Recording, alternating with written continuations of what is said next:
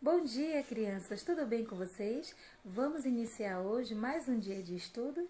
Mas antes, eu gostaria de fazer uma pequena oração. Vamos orar? Querido Deus, bondoso Pai, muito obrigado pela vida e pela saúde. Nos dê agora uma boa aula em Tua companhia. Em nome de Jesus. Amém. Vamos estudar então o capítulo 6, página 29, som dos animais.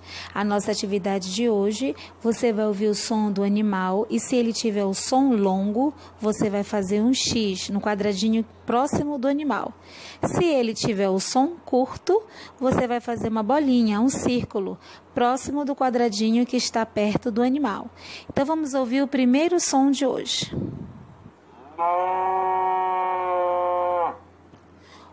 A vaca, ela tem o som longo ou curto?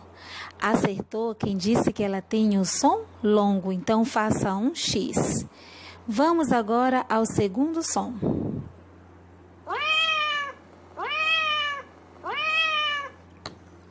O gatinho, quem disse que tem o som curto? Acertou.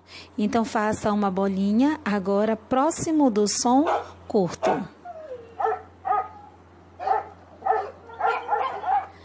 O cachorro, ele também tem um som curto, então faça uma bolinha próximo do cachorro, dentro do quadradinho. Vamos agora ao próximo animal.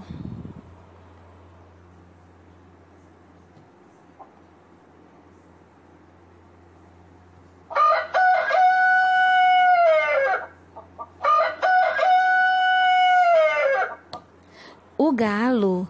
Então, quem disse que o galo tem um som longo, faça um X dentro do quadradinho próximo do galo.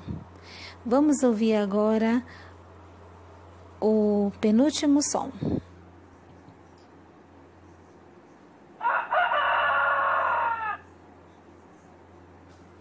A galinha e o pintinho, eles têm um som curto, então você vai fazer uma bolinha lá na galinha e no pintinho. O último som de hoje.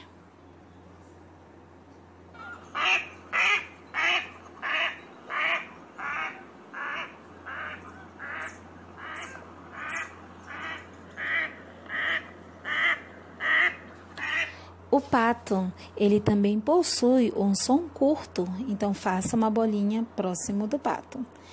Na atividade 2, você vai preencher com o seu lápis as linhas pontilhadas, representando e imitando o som dos animais, o do boi, o do gato, cachorro, galo e pato. Então, tchau, tchau e até a próxima aula.